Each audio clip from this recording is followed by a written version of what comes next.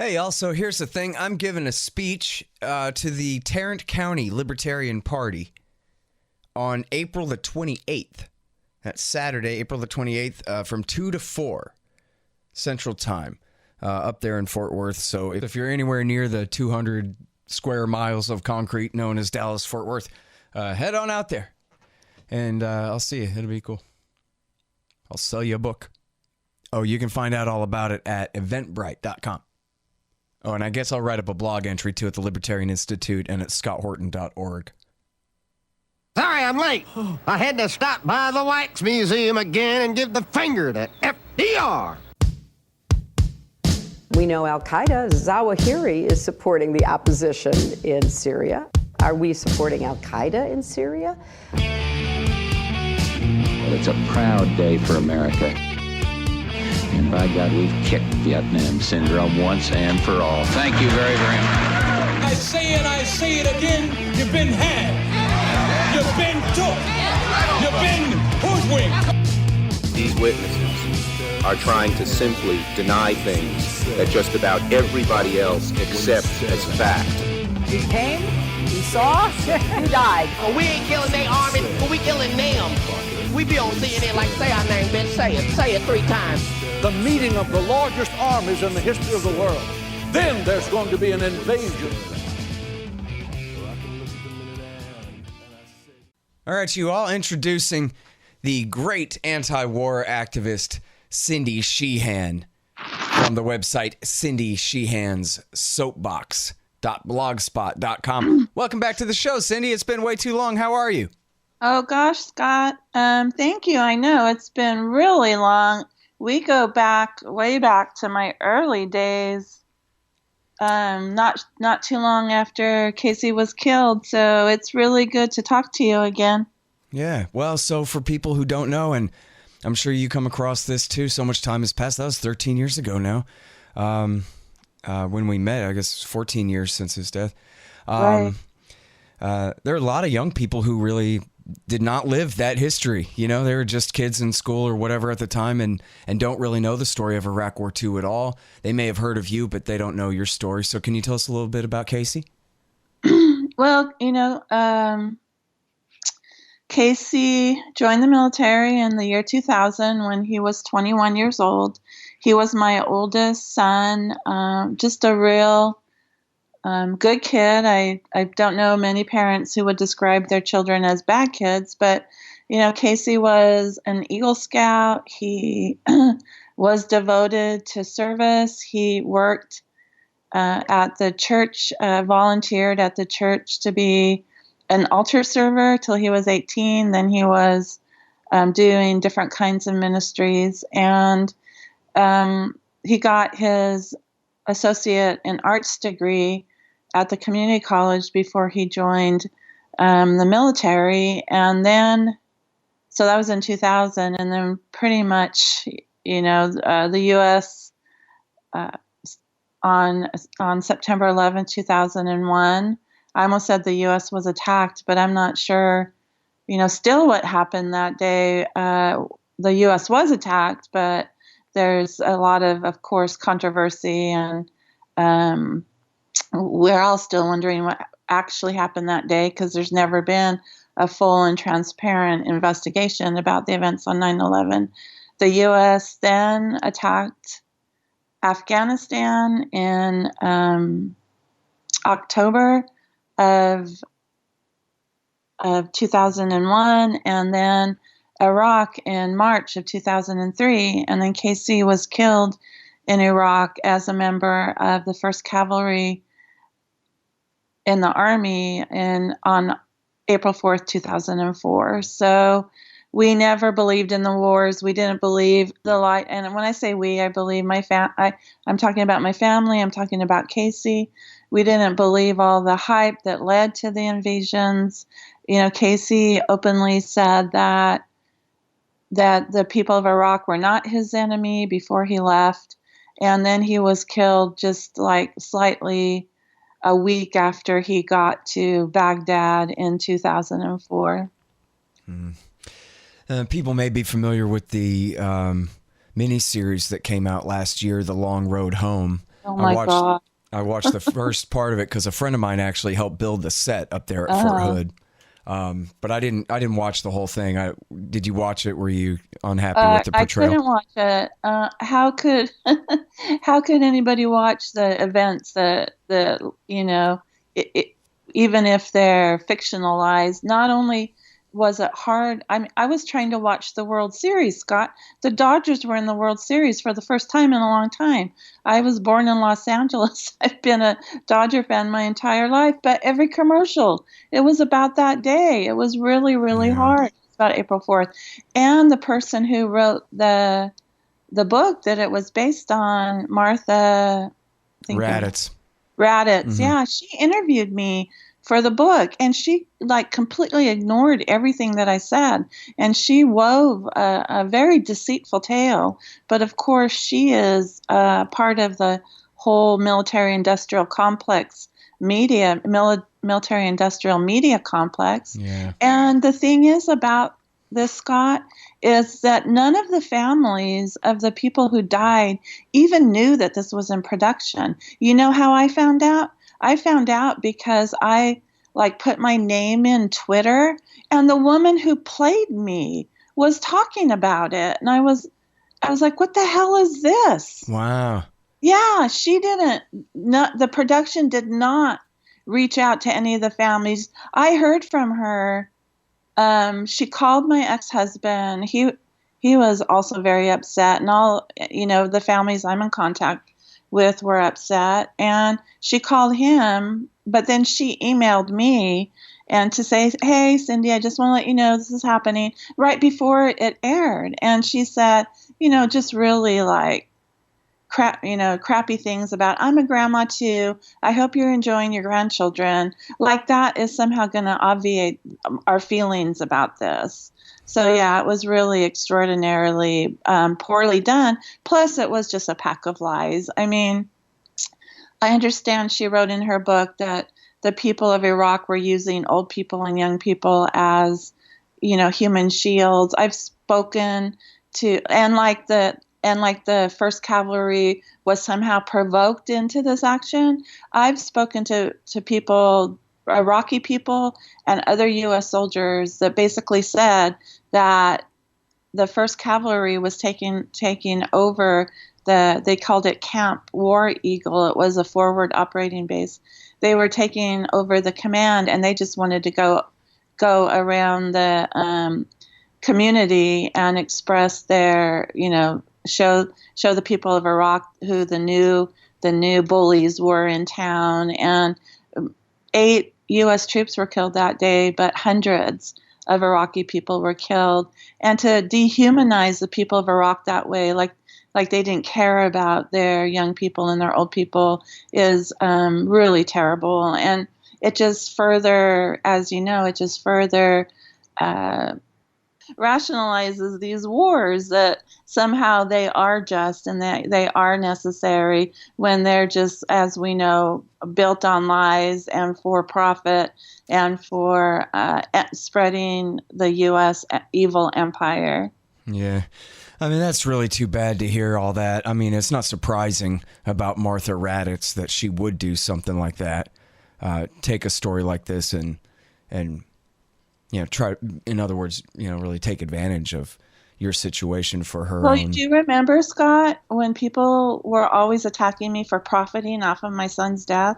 Yeah, I actually put your name in Google News or in DuckDuckGo News search, and it pulled up an article from 2005 by Ben Shapiro about what garbage you are and what a hero George Bush is for spreading freedom to the world. People are always asking me, gee, why is this guy so bad on foreign policy? I think he was born that way. Right. And then it's interesting that as we speak, the first lady of this horrible family, Barbara Bush, recently passed. And we're not supposed to say anything bad about the dead, but this woman married a war criminal, gave birth to at least 2 war criminals, and she they say she's classy, but before, I think it was when the U.S. was invading, or her son was invading Iraq, the U.S. empire. She said that she didn't want to hear about body bags because she didn't want to hurt her beautiful mind or something like that. And then she said the refugees for Katrina were better off being stuffed into the Astrodome or the Superdome or whatever. I mean, just a horrible person. And she was 92. She lived almost 4 times longer than my son got to live. So excuse me if I'm not shedding any tears over her demise. Yeah, I mean, I can't even believe that's a news story, really. Who cares about Barbara Bush, for Christ's sake? Like you're saying, if there's anything to remark about her, it's about how absolutely cold and psychopathic she was. I don't want to waste my beautiful mind thinking about body bags. In fact, the statement was, it's not relevant. Right. So yeah, of course it's not relevant if you're a Bush. Right. You know? And her death isn't relevant either. I saw a picture of George W. with the Crown Prince bin Salman the other day with this huge grin on his face. He doesn't have a care in the world, George W. Bush. Not a care in the world. Right. And then we have this situation, Scott, where liberal Democrats are, they're reviving his image because he's against Trump, so he must now be a good person.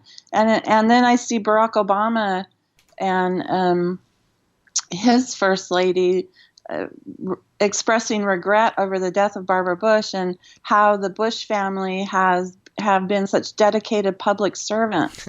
Yeah. What a load of freaking crap that is. I mean, dedicated to the Bush family. I mean, Obama is like Dick Cheney's second cousin or something, right? So yeah, dedicated to the deep state. I mean, George H.W. Bush was in on the founding of the CIA. It just really is an extraordinary time we live in.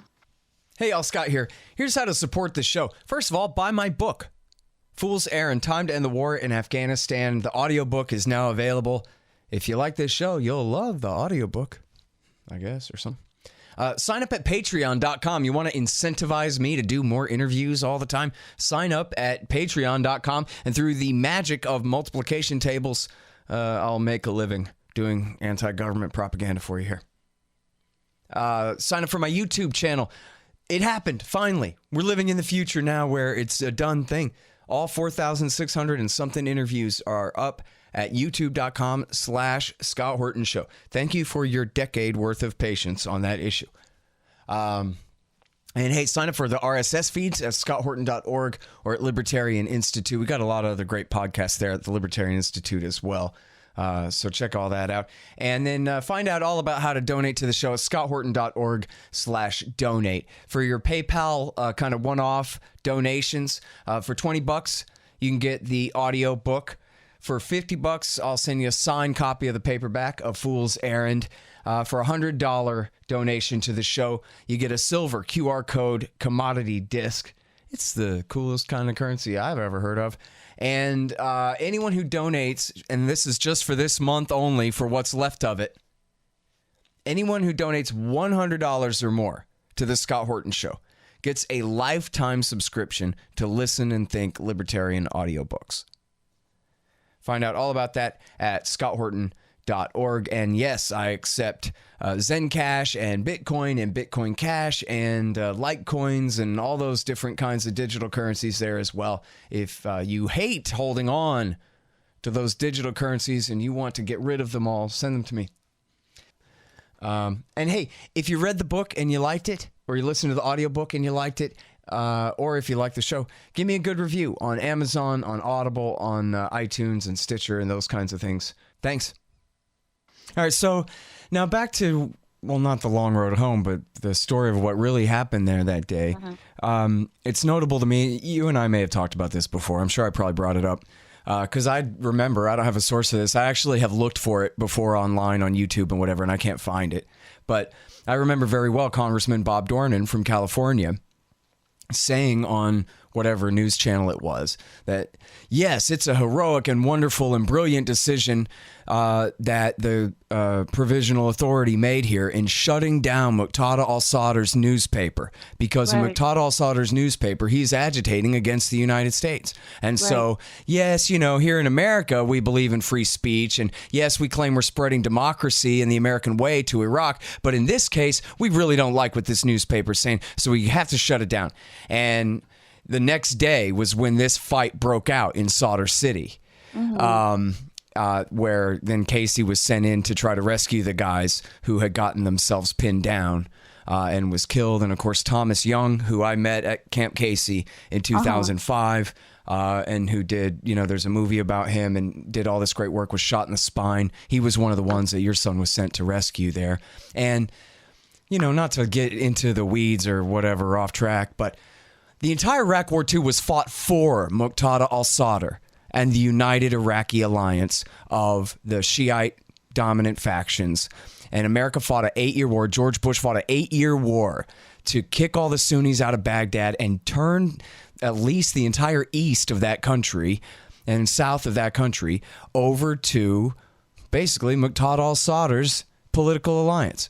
So the fact that they were picking a fight with the least cooperative member of the Shiite coalition just goes to show that they really had no idea what the hell they were doing over there. They fought Sadr in Najaf at the same time or right around the same time. They fought against his groups again in 2007 and 8. But to what effect? He's still one of the most powerful leaders among the Shia supermajority in Iraq right now. And so, we talk about the whole thing as, just they shouldn't have sent the cavalry into Iraq at all, but they surely didn't need to send them into Sadr City that day. They didn't need to shut down Muqtada al-Sadr's newspaper. They were fighting a war for him. Surely they could have negotiated. Well, also, that what you said is all true, and exactly what to what. Now the U.S. is arming and training ISIS, just make that the umbrella for, the terrorist rebels there in the Middle East. But it's also worth remembering, I think, that on April 1st, 3 days before Casey was killed, Blackwater mercenaries were, they were killed and hung off a bridge in Fallujah. Mm-hmm. And the Fallujans, if that's how you say that, the people in Iraq who live in Fallujah, they were tired of Blackwater's brutality in their community. And so when they had a chance, they rebelled. And I think part of that rebellion also spread to Sadr City by April 4th. Right. And, of course, as Ray McGovern likes to point out, the riot in which the Blackwater guards got caught up and lynched there was in response to the Israeli drone strike or airstrike assassination of Sheikh Yassin, who they had abetted in helping to create Hamas and affect the rise of Hamas in the first place to be a right-wing religious alternative to the PLO. But they decided they didn't like him anymore. And when they assassinated him, that was what caused the riot in Fallujah, where those Blackwater guards got lynched, which then became the justification for our current Secretary of Defense, James Mattis, and his Marines' attack on Fallujah, which, as you're saying, broke out at the same time. Isn't it crazy how all these people are coming back? Yep. I mean, Trump, I can't believe there were some people that were pro-peace or anti-war that actually thought Trump was going to be. And, Trump probably has not been as vicious as Clinton would have been, but still he surrounded himself with the same people, Mattis, now John Bolton. And was it a coincidence that soon after John Bolton came back into, this freak show that the U.S. upped its bombing in Syria and has sent more ships, and now there's so-called exercises being run by the Marine Expeditionary Force in Jordan. So it just really is a never-ending cycle.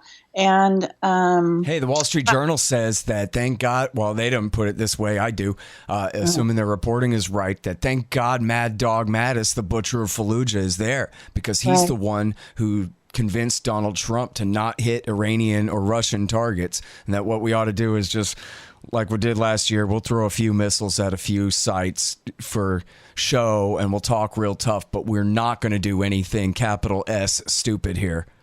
So... Well, thank God the cool, patient wisdom of this war criminal was there to prevail over John Bolton and Donald Trump himself. Well, and I think this is just like the definition of wag the dog, because from what I also understand, Putin helped coordinate these attacks to help the United States save face, but not hurt Syria too badly, or Russian troops who happen to be there. So this is all just for show. It's just wag the dog, and the people. We're the ones that are suffering. If we don't have loved ones like my family that have been killed, or the over 1 million people in Iraq, and we don't even count the civilians. If we don't have this kind of personal tragedy, this country is suffering. It's really being turned into an S-hole, like what Donald Trump likes to call it. Mm-hmm. So, we really need to stop this from the bottom up. It's not going to stop from the top down. It's not going to stop by voting these maniacs in or out of office. We've been voting now. The United States has been voting for over 2 centuries, and here we are. So what are we going to do to stop it? Voting got us into this mess. It's not going to get us out of this mess. All right. Well, now listen. So I think some might mistakenly think that you've just gone away and quit being anti-war during Obama times, but I know that is certainly not right, that you've done your best. But now that there's a Republican in there, it seems like you at least have a good chance of trying to help to revive the anti-war. Liberals and progressives, the real leftists, have stayed anti-war and anti-democrat this whole time. But, the rank and file out there, the broad American left, were bribed by Obama's personality, I guess, and his identity into shutting their mouths for 8 years. But now you are doing this new march on the Pentagon, the Women's March on the Pentagon. So is this going to be all pussy hats and stupid stuff, or what is this? Tell me. Tell me something good. I want to hear it. I want to be excited about this. Well, this is really in reaction to the Pussy Hat Parade, I like to call them. And for 2 years, the Pussy Hat Parade has been doing huge demonstrations against Trump. And of course, it's just against Trump. It's not against the system. And a few of us principled people on the left, and there have been, even though there have been some, there really relatively have been a precious few of us that have been principled this whole time. But especially this year, when they started to organize or started to promote, because I don't think they ever stop organizing, getting all their millions of dollars in donations and stuff. And I'm talking about the Women's March. Particularly this year, when they started promoting it without having war as the single most devastating issue to women in the world as one of their pieces of their platform, I started to challenge them even more than I did last year, because last year my sister died on the day of the first Pussy Hat Parade. And so I was thinking of other things at that moment. But anyway, this year I started to challenge them even more vocally than I had before. And one of the organizers commented to me, she said, "Cindy, we know war is your issue and we appreciate that. But the Women's March will never address war as long as women aren't free." And so we just need to make more of them military officers. That's real equality and freedom, right. See? Right. Like Princess Leia. She's not a princess anymore. Now she's a general. That's feminism fully realized, American style, 2017-18 era. Yeah. And so my response is, what you mean is, until the most privileged class of women in the world, white female Democrats, are free. And you guys are already free. So it really is up to you it's up to us. I'm just so embarrassed for our civilization. I mean, there's all the guilt and all that too, but it's just embarrassing, isn't it? I'm sorry. I just am mortified. Seriously. So we think that in the Women's March on the Pentagon, we believe that we have to be in solidarity with all women and all oppressed people and occupied people around the world. We're an internationalist march. We don't believe any of us are free until we are all free. And so and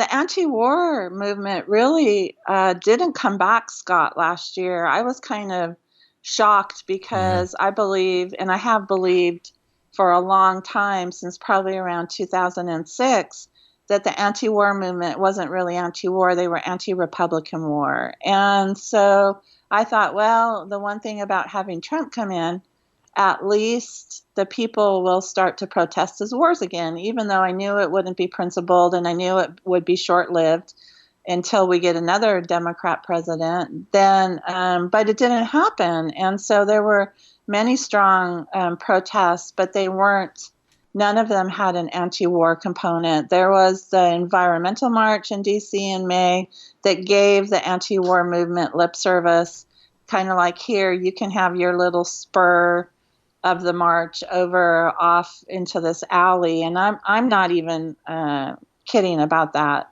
And, That's a lot crazy. of things. Yeah, it is. And excuse me, environmentalists have to recognize that the Pentagon is the number one polluter in the world. Right.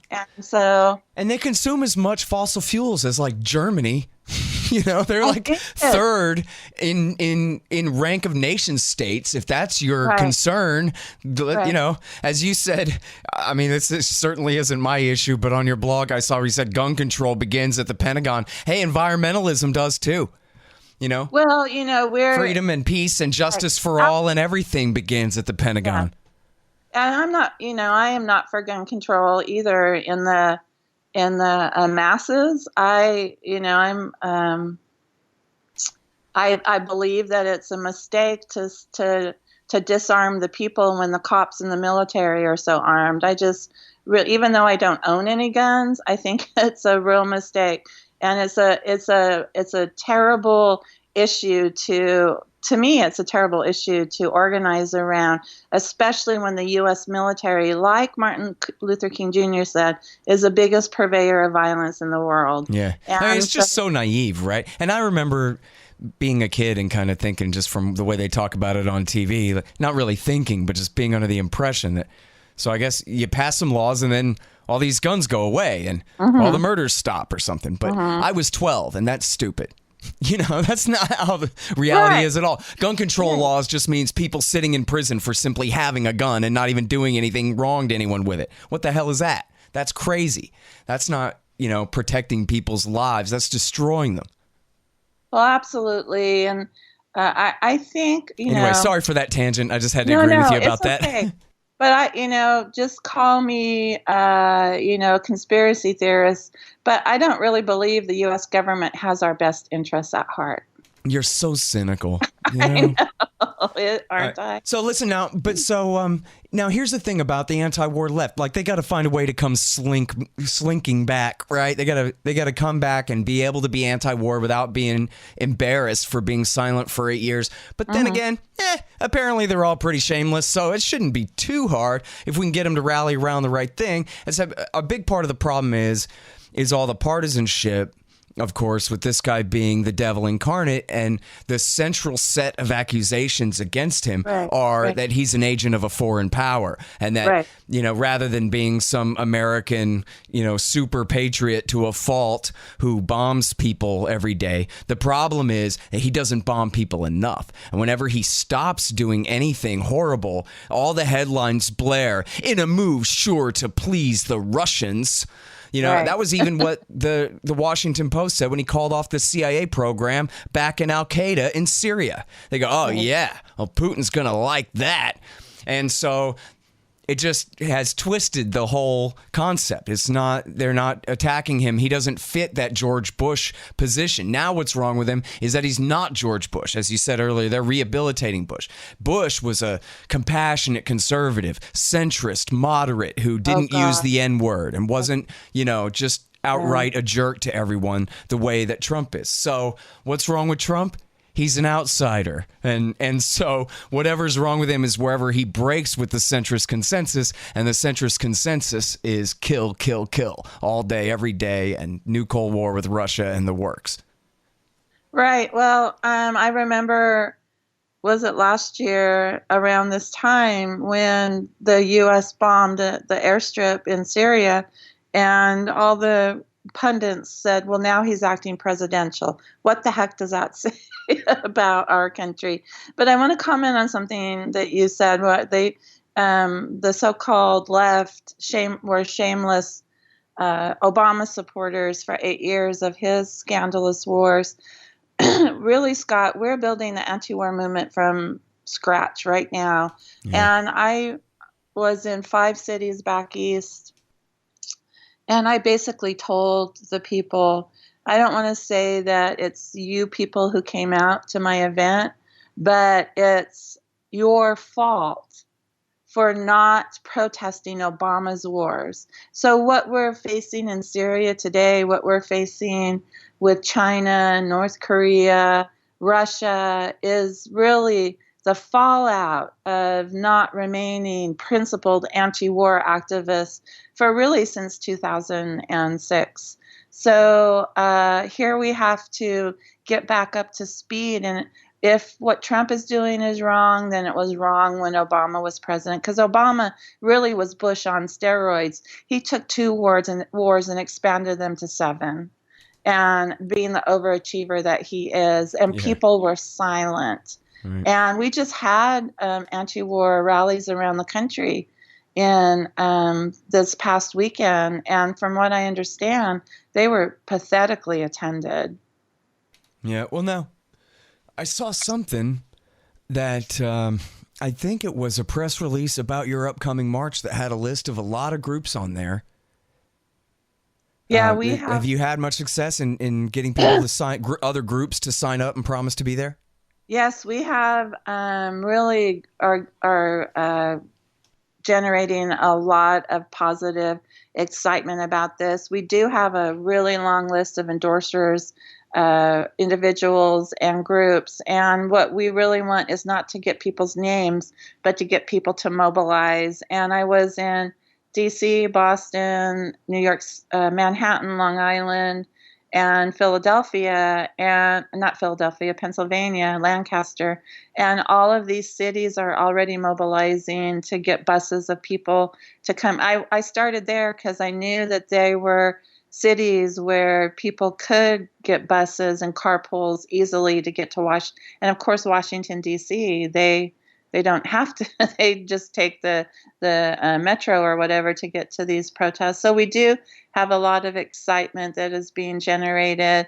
The opposition that we do have some of the establishment. I'd like to call it the peace industrial complex groups that are more Democrat controlled or funded by. You mean like Vote Vets and stuff like that? Move on.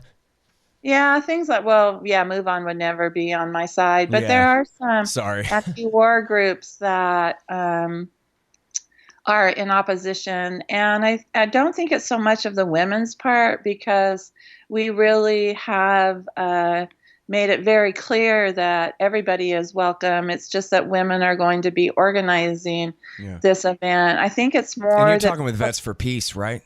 Yeah, people are more opposed to it because we're having it before the midterm election, and it's like a couple weeks before the midterm election. And I've heard people say, this march will hurt the Democrats. And I said, well, if you're afraid that a peace march is going to hurt your political party, then you need a new party if you are actually against wars. Right. Yeah, we don't want to make Nancy Pelosi look bad or anything.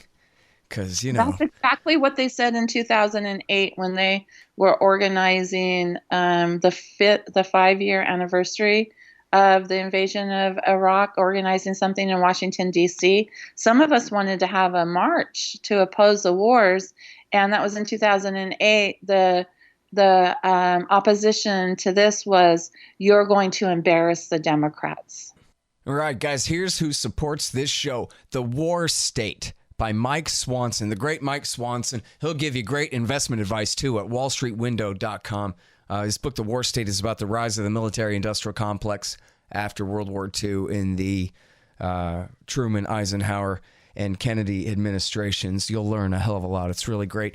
And again, wallstreetwindow.com to find out what he thinks you need to do with your money in these volatile times. And I'm sure some of what he'll tell you is you got to have at least some percentage of your savings in precious metals.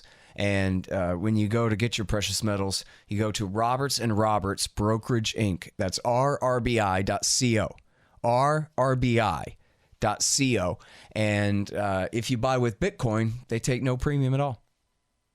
Of course, then there's Zencash, zensystem.io, to read all about how it works. It's a brand new digital currency. It's also a format for sending encrypted messages and documents, and has all kinds of great things going for it. I know digital cash people who really think it's great.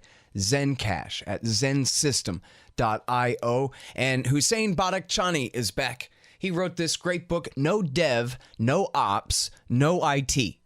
And it's about how to run your technology business like a libertarian.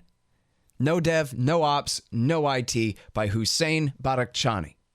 And expanddesigns.com. You want a brand new website? 2018 model looks good for everybody for looking at. You go to expanddesigns.com/Scott and you save $500.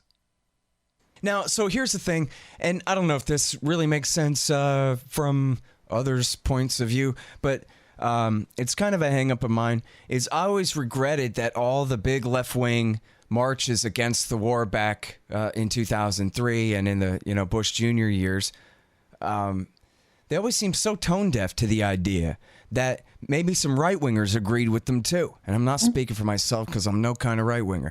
But Right. you know who's a right-winger is Pat Buchanan and Daniel Larison at the American Conservative Magazine.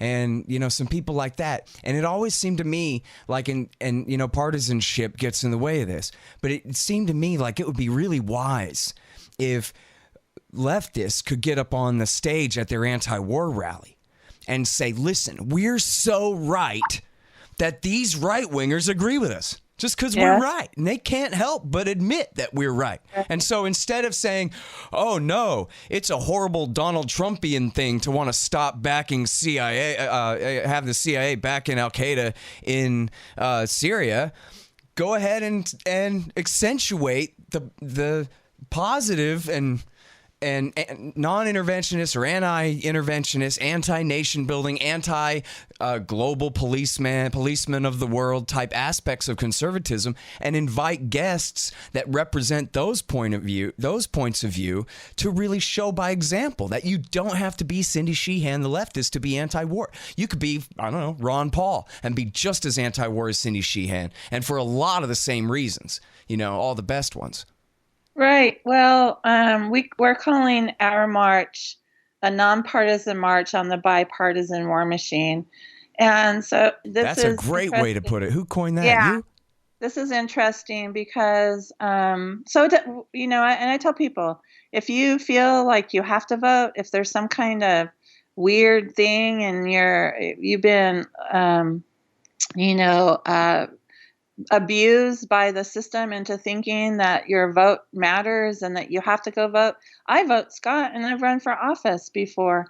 I just don't think that those are the most effective ways to change things, obviously. And so I said, go vote for a Democrat, go vote for a Republican, go vote for a Green, whatever you feel like you have to vote. But recognize that it's the street heat that's going to.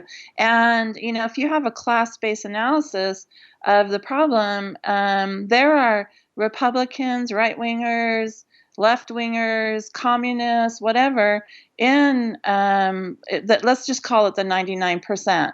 There's like, so everybody's in the 99%, and we're not going to defeat the 1% if we keep factionalized.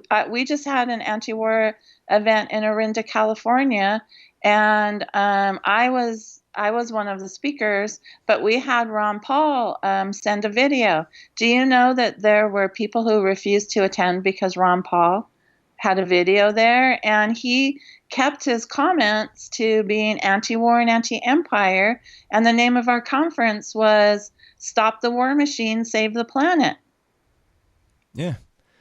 Well, and I don't know. I mean, that's what is really regretful too, is all the attacks on Ron, like he's some kind of beyond the pale, extra mean right winger, are all so hollow and made up and fake. I don't agree with that so much. You know what I mean? Like, what do they think is going to happen? He's already out of Congress. You know what I mean? Like, them witnessing him also be right is going to do what to hurt them? Right. You know?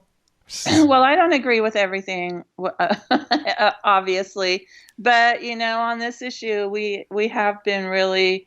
Well, look, you know what? If Jesse Helms was anti-war, you would still know that he's a horrible bastard in every way. And okay, well, it's good that he agrees with me on this. But Ron Paul is a very decent gentleman. You know what I mean? Even if you disagree with him on X, Y, and Z, he's still a good person, and he clearly is a committed anti-imperialist. So for leftists to want to give him the cold shoulder like that is just regretful as can be, I think. It was, it was really regretful, and it was a really good, it was a really good conference, and we had too many speakers, I think. To not show up because you disagree with one is pretty pathetic. And so those are the issues that we're facing. And hey, we can't even agree on the left about things, and so then we bring in this additional complication that we have somebody who might be identified on the right. That just brings more complications to the issue. Yeah, that should be a strength. Everyone should see. I mean, if you really want to end the war,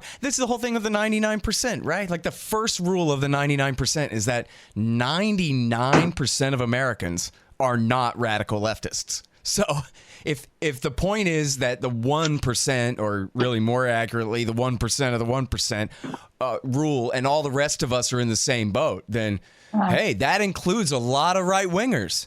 That includes a lot of Tea Partiers. That includes a lot of people who don't feel like they're represented by either of the major parties at all. That 99% is 300 and something million of us, not the radical left. Come on. Right. And as someone who I consider to be on the radical left, I have to go now pretty soon, but good deal. Yeah, I'm overtime too, but yeah, for the Women's March on the Pentagon, we are not having little spurs. We're not having the veterans contingent or the libertarian contingent or whatever contingent. If you believe that the U.S. empire is the greatest purveyor of violence in the world, if you think the Pentagon has to be stopped, then you are welcome to join us. And I just want to tell people, go to marchonpentagon.com for more information. And like you said, Cindy Sheehan Soapbox. Great. That's, Cindy Sheehan Soapbox.blogspot.com and marchonthepentagon.com? Marchonthepentagon.com. Marchonthepentagon.com. All right, great. Thank you so much. It's great to talk to you again, Cindy. Appreciate it. Oh, thank you, Scott. Well, hopefully it was not so long until we talk again. I'll see you there. Okay. Bye-bye. Right, bye. Hey, I want to add on a special thanks to the heroic Ron Paul, the greatest American hero ever, in my estimation, for interviewing me on his show, The Liberty Report, with the great Dan McAdams as well. It's really great. They interviewed me on Monday, and it ran on today, Wednesday. I don't know what day you guys are hearing this, but it ran on Wednesday. You can find it on youtube.com, and I'll blog it and all that. We talked about Syria and Afghanistan and other things, libertarianism. So thanks, Ron. You're great.